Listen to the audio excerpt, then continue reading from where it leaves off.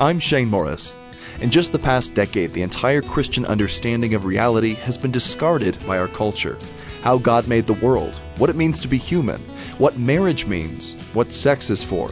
Everything is now on the table.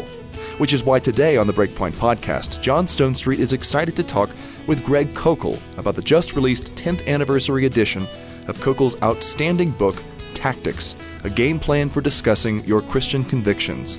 As you'll hear on the podcast, John believes Tactics to be one of the best resources ever produced to equip Christians to engage in constructive conversations about faith and the controversial issues of our day. Here are John Stonestreet and Stand to Reason President Greg Koukl. Well, welcome to the BreakPoint Podcast. I am pleased to have a good friend, an author of a book that I want to spend a lot of time talking about with him, Tactics, and that's my friend, the president and founder of Stand to Reason, Greg Koukl. Greg, great to have you on the BreakPoint Podcast. Hey, John. I'm so glad to talk with you. It seemed like it was just yesterday we were in Tel Aviv together. Yeah, that's right. It does seem that way. We had such a great time over in Israel. Right. And, it was so good to hear then and to talk with you about this book. And I've been looking forward to having this conversation for our audience to hear as well. Look, I need to start here, Greg. You wrote Tactics 10 years ago. Right. And the number of Christian books that fade away, in fact, that would include all of mine, that fade away in the first couple of years. It's very, very rare for a Christian book, especially, to get a 10-year reboot and to be relevant 10 years later. And this book has sold hundreds of thousands of copies, and it's just very, very helpful. So let me just say congratulations. Thank you. Thanks a lot. I tell you that the most common response I get from people, and I get it all the time, and frankly, it's a little bit embarrassing and it certainly is humbling, but they say, this book changed my life.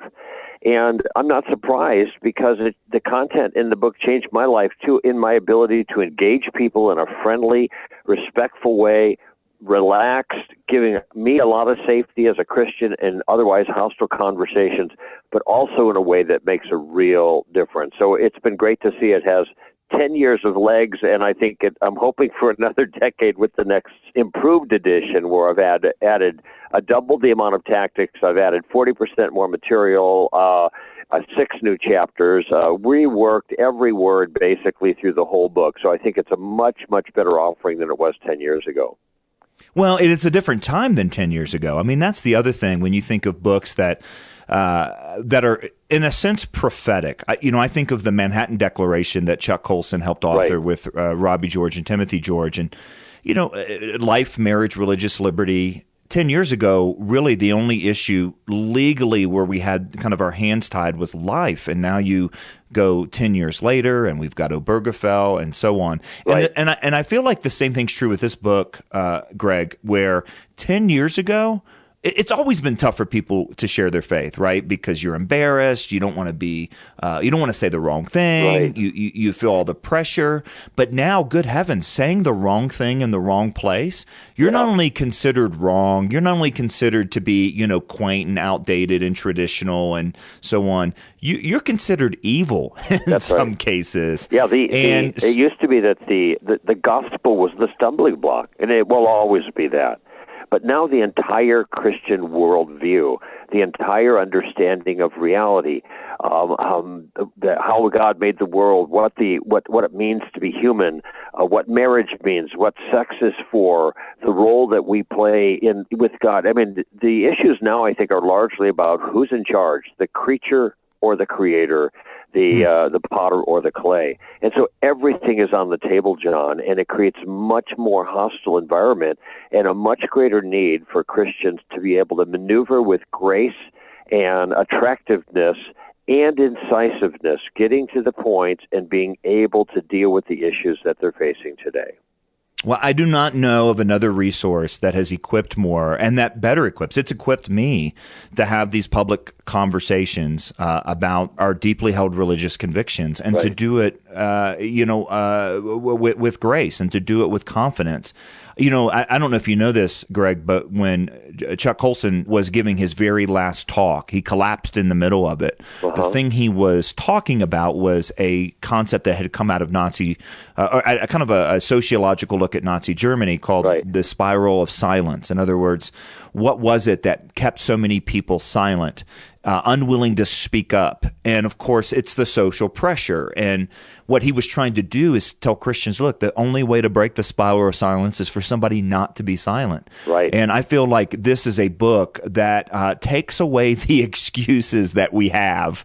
I kind of, you almost want to have like a warning on the book. Like, if you still want to have an excuse for not, sharing your faith, don't buy this book, because that's what you do. You take away all the excuses. It takes away the excuses, not just because what you've described is the gravity of the problem, but it takes away the excuses because it allows the average Christian to kind of get into the conversations that are important by going into the shallow end of the pool and taking virtually no risk on themselves. I tell them, and it's a promise I make at the beginning, John, of the book. I say, I'm going to give you a game plan that will allow you to converse with confidence in any situation, no matter how little you know or how knowledgeable or aggressive or even obnoxious the other person may happen to be. And that's precisely what timid Christians need, and not even the not so timid anymore, but the ones who are shaken up in engagements because the atmosphere has gotten so hostile. Most of our conversations that we think about, the issues that we talk about, these are all fighting words for other people on the other side. So how can you get into conversations? Where is that bridge from the content, the things that we learn in BreakPoint, in conferences and books, like you've written and others have written? How do we get that content into the conversation? How do we get the scholarship into the relationship? And that's exactly what this game plan is meant to do. It's meant to chart out a step-by-step way, principally using questions. And this is really, really critical, using questions to navigate in conversations, because when you use questions in a very deliberate kind of way that I explain, and is very easy to do, it takes all of the pressure off of the Christian, and it forces the other side, at least initially, to clarify their own views and their reasons for their views. So the Christian is being a student, and the other person is pontificating, which is what they like to do. All right, let's let them go. If they're telling their view, you're not in a fight, right? But you are getting valuable information. And I should have said the other side is pontificating if they are able to. That sounds weird, but here's what I mean.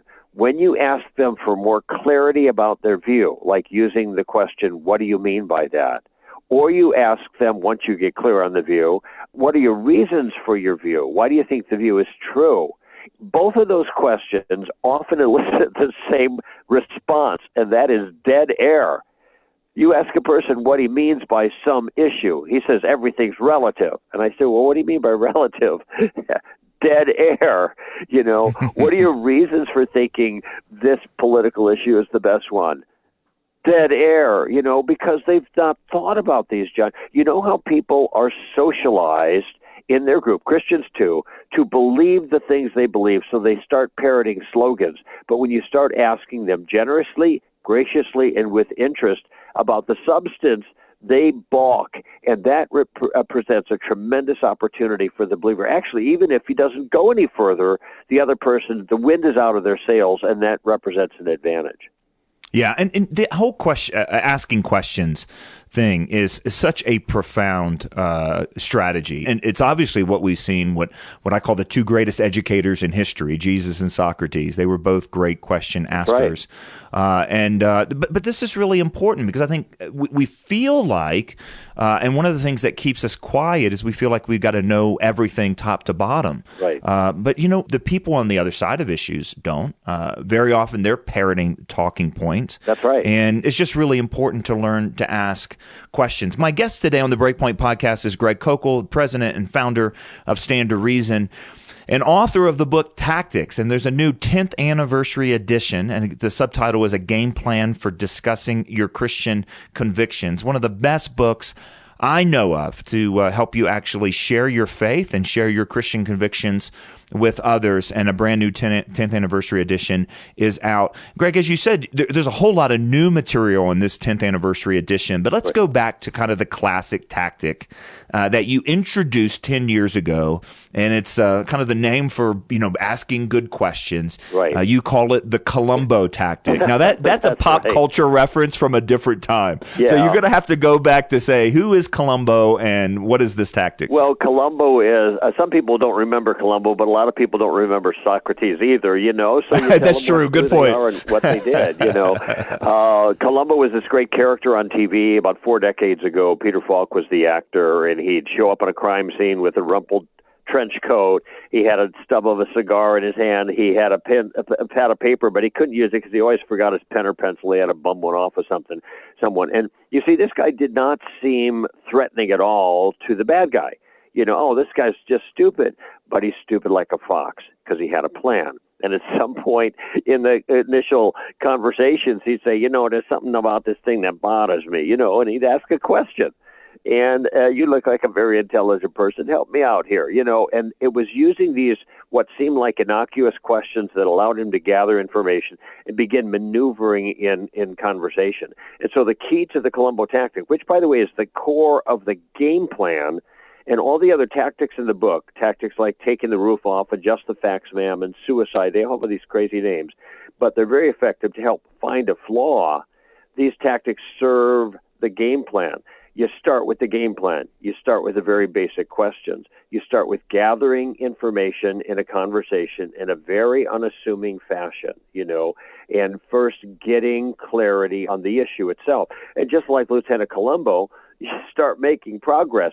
And because you're not coming in belligerently, which a lot of us, I know me, because that's my personality, I'm combative sometimes in this, if we're not coming in belligerently, that takes the other person's guard down, and we're listening to their view.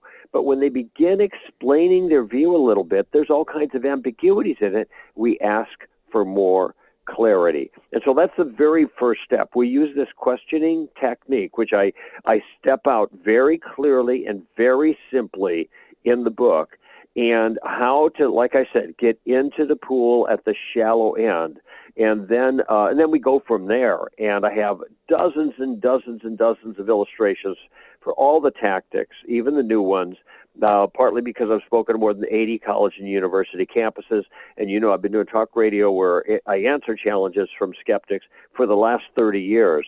So all of this history and experience I brought into bear on the content of this book to make it very simple for even the rank amateur to begin to have a real impact in conversations. I love the stories in the book, Greg, and you do such a great job of just kind of giving us, I want to say it's giving us hope, or just giving us kind of a vision, like, oh, this is what a conversation could look like, because so many people don't even want to, as you said, wade into the shallow end. Right. Hey, listen, I don't want to go too deep in any of these tactics. I want people to buy the book and read it. This is something that's great for small groups. It's something it's great for parents to read with their students. I'd say every teenager before they head off to college absolutely should be studying this, because they're going to need it. I just told my 11-year-old yesterday, we were talking about an issue about the beginning of the universe. How would you answer this?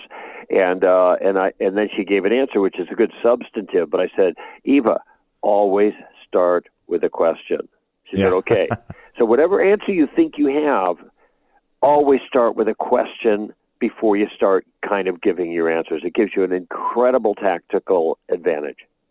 Well, it does, and it also just makes you nicer, right? I mean, if you do it well, I mean, you concept. can. I know. Who knew? But it's true. We tend to mimic the heat coming from the other side, right? So that's just kind of the gut level reaction. If their temperature goes up, our temperature goes up. If their tone goes up, if anybody gets angry, we're going to lose. If I get angry and they don't, I lose. If they get angry and I don't, I lose still. So I don't want to get angry with people. I just want to ask questions. I'll give you one example of this as a new tactic in the book called Sticks and Stones. And you can use it when people call you names. That's a huge thing in the culture now. Bigot, homophobic, intolerant, Islamophobic, all these different names. So the rule here is whenever anyone asks you a question, you always ask for a definition. All right. This kind of stops the name-calling attack initially. It forces them to think about what they mean. And actually what they've done is changed the subject. You're talking about something like same-sex marriage. They call you a bigot. Wait a minute. Why did you change the subject? Notice the question. Why did you change the subject? Okay. What do you mean? Well, we were talking about same-sex marriage. Now you're talking about character, my character, and it's bad. What does that have to do about whether same-sex marriage is good or not? And so it gets you back on track. Okay, notice those are all questions. Somebody says, well, you're intolerant. Well, what do you mean by intolerant? Well, you think you're right and everybody else is wrong. Well, I do think I'm right. I mean, I could be mistaken, but let me ask you a question. Do you think you're right? Now, what's the other guy going to say? No, I'm wrong about everything I believe. Everybody in a discussion thinks they're right, but only one side is being called a name for it. And so my final question in that little dialogue is, why is it when I think I'm right, I'm intolerant, and when you think you're right, you're just right? Okay, now, every single time I ask a question, like especially that last one, the ball goes into the other person's court, and it's their turn to answer. And a lot of times they're not going to be able to answer because they're doing the same thing they're accusing you of doing. So, and now they've got a, what just hit me kind of thing. Jordan Peterson did this recently on TV with an interview, and he asked a question because the gal was doing the very thing she was telling the interviewer, Jordan Peterson, not to do. And there was this long silence on TV. Many of your viewers, I'm sure, have seen it. Your listeners have seen it. But it was very powerful, but he did it with questions. Yeah. One of the ways that name calling has been so particularly effective is not just in a specific conversational setting, Greg, but I think it's just kind of led. I think we've kind of internalized that so that we don't want to actually have these conversations at all. Yeah. We think arguing itself is being intolerant. We think arguing itself is making an argument is somehow cruel. I love, there's a line from G.K. Chesterton. He said, when I was born, my brother and I started to argue, and we argued till the day he died, but we never once quarreled. And he said, the problem with a quarrel is that it ruins a good argument. and I love that line. Yeah. But internalizing this, to have these conversations, I think the church largely has internalized that. No, I agree. We have been confused and then convinced, in a sense, by their own nonsense. So if somebody says, well, you're intolerant, and you ask, what do you mean by that? What am I doing that's intolerant? What's intolerant about what I'm doing? Now, that's just what do you mean by that question? You're asking for a definition, but it forces the other person to be very specific and precise. And it turns out, I do not think that most people even knows what the word bigot means, to be honest. The concept of being racist, this has changed radically. It's completely ambiguous. It used to mean that one race is better than the other race, like Hitler thought the Aryans were better than the Jews. Now it's you make any negative comment about anybody of color, even if it has nothing to do with their color, you're called a racist. So you might just ask the question, how is that remark racist? Please explain that to me. And this is holding the other person's feet to the fire for the inflammatory rhetoric that they are using, in this case, name calling, so they don't get away with it, but you do it with a question. Well, my guest today has been Greg Koukl, the founder and president of Stand to Reason. His book is called Tactics, first published 10 years ago. A brand new edition is out, expanded and revised, updated, more stories, more tactics. And again, I feel like, Greg, there should be a warning label. If you want to continue on and your excuses not to have important conversations about things that matter, don't buy this book. But this is a book that needs to be widely. I say that facetiously, obviously, because this is just, it is just time for Christians to not be silent anymore. And you've taken away excuses, but I think in the process, reading this book will give the church another boost of courage. And if you kind of think, if I would say, hey, what does the church need more than anything else right now? I'd say it's clarity and it's courage. And I think that your book is a wonderful contribution to that. Hey, Greg, tell our audience where they can follow you and find you. In addition to finding Tactics, where else can they follow the work of Stand to Reason and you personally? Right. Well, the best place to go is to str.org, STR stands for Stand to Reason. And business for 26 years, we have been all over the world. I was on 4 continents this year. Alan, one of our speakers, on 5 continents, all over the country. We speak in conferences, as you know, and in churches and all kinds of venues, just to be able to make the case that Christianity is worth thinking about. And by the way, you just made this comment about courage. I think courage is really needed. But what these public discussions have become is gladiatorial events in some senses. If you're skilled at tactics, and actually if you just begin to use the tactics, the basic game plan, you can change that kind of encounter so it's not a gladiator event and the one who draws the most blood wins, but rather it becomes a civil conversation about the things that really matter. And it's not hard to do that when you're in the driver's seat with a tactical game plan. My guest today has been Greg Koukl, president and founder of Stand to Reason. Find him at str.org or come to breakpoint.org. Click on the link on the homepage that says resources mentioned on the radio and podcast, and we will link you to the resources of Stand to Reason. Bring Greg in to train your church or somebody on his team. He's got one of the great kind of collections of apologists on the Stand to Reason staff. It's always an honor to be able to work and to speak with Greg. And again, don't miss this updated and expanded version of Tactics, a game plan for discussing your Christian convictions. Greg, great to have you on the BreakPoint Podcast. Thank you so much, John. It was really great talking with you. You've been listening to John Stonestreet and Greg Koukl. During the month of February, you can receive Greg Koukl's outstanding book, Tactics, a game plan for discussing your Christian convictions with your next gift to BreakPoint and the Colson Center. Just come to breakpoint.org. For the Colson Center, I'm Shane Morris. Thanks for listening to the BreakPoint Podcast.